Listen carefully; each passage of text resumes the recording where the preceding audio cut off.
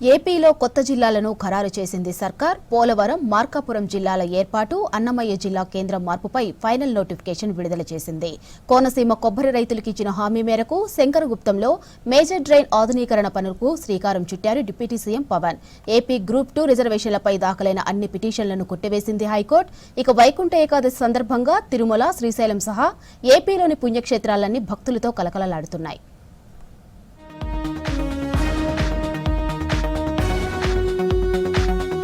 ఏపీలో కొత్త జిల్లాల ఏర్పాటుపై తుది నోటిఫికేషన్ విడుదల చేసింది సర్కార్. రంపచోడవరం కేంద్రంగా పోలవరం జిల్లా, మార్కాపురం కేంద్రంగా మార్కాపురం జిల్లాను ఏర్పాటు చేస్తూ ఉత్తర్వులు జారీ చేసింది. అన్నమయ్య జిల్లా కేంద్రాన్ని రాయచోటి నుంచి మదనపల్లెకు మారుస్తూ నోటిఫికేషన్ ఇచ్చింది. వీటితో పాటు రాష్ట్రంలో కొత్తగా 5 రెవెన్యూ డివిజన్లు ఏర్పాటయ్యాయి. రెవెన్యూ డివిజన్లు, మండలాల సరిహద్దులు మార్పు చేస్తూ తుది నోటిఫికేషన్ జారీ అయింది. రేపటి నుంచి కొత్త జిల్లాల ఏర్పాటు అమల్లోకి రానుంది.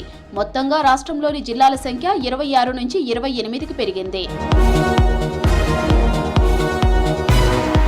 డాక్టర్ బిఆర్ అంబేద్కర్ కోనసీమ జిల్లా పరిధిలోని శంకరగుప్తం మేజర్ డ్రైన్ ఆధునీకరణ పనులకు వర్చువల్ గా శంకుస్థాపన చేశారు డిప్యూటీ సీఎం పవన్ కళ్యాణ్. మంగళగిరిలోని తన క్యాంపు కార్యాలయం నుంచి శంకుస్థాపన చేశారు. ఇరిగేషన్ మంత్రి నిమ్మల రామానాయుడు హాజరయ్యారు. కోనసీమ కొబ్బరి రైతులకు ఇచ్చిన మాట నిలబెట్టుకుంటూ 20,77,00,000 అంచనా వ్యయంతో ఈ పనులకు శ్రీకారం చుట్టామన్నారు పవన్. ఏపీ గ్రూప్ 2 రిజర్వేషన్లపై దాఖలైన అన్ని పిటిషన్లను కొట్టివేస్తూ నిర్ణయం తీసుకుంది హైకోర్టు. రిజర్వేషన్ పాయింట్లను సవాల్ చేస్తూ పలువురు అభ్యర్థులు కోర్టును ఆశ్రయించారు. 2023లో ఇచ్చిన గ్రూప్ 2 నోటిఫికేషన్ను రద్దు చేయాలని, సుప్రీంకోర్టు మార్గదర్శకాలకు అనుగుణంగా రిజర్వేషన్ రోస్టర్ పాటించాలని పిటిషన్లు దాఖలు చేశారు. పాత నోటిఫికేషన్ రద్దు చేసి కొత్త నోటిఫికేషన్ ఇచ్చేలా ఆదేశించాలని కోర్టును కోరారు. విచారణ జరిపిన న్యాయస్థానం ఆ పిటిషన్లను కొట్టివేసింది.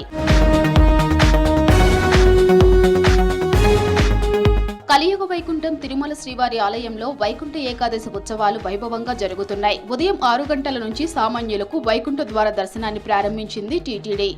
జనవరి 8న రాత్రి 12 గంటల వరకు 10 రోజుల పాటు ఈ దర్శనం కల్పిస్తున్నారు. వేడుకల్లో భాగంగా స్వామివారికి స్వర్ణ రథోత్సవం నిర్వహించారు అర్చకులు.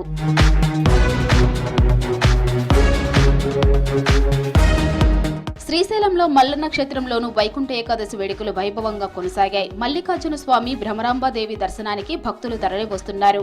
ముక్కోటి ఏకాదశి పర్వదినం సందర్భంగా చెంచు గిరిజనులకు స్వామివారి స్పర్శ దర్శనం కల్పించారు. దేవస్థానం trust board chairman Pothugunta Ramesh, EO Srinivasarao. ఇటీవల జరిగిన బోర్డు సమావేశంలో శ్రీశైలం పరిధిలోని చెంచు గిరిజనులకు ప్రతి నెలలో ఒకరోజు ఉచిత స్పర్శ దర్శనం కల్పించాలని ఆమోదించారు. ఈ మేరకు ఏకాదశి రోజున 200 మంది చెంచు గిరిజనులకు దర్శన భాగ్యం కల్పించారు.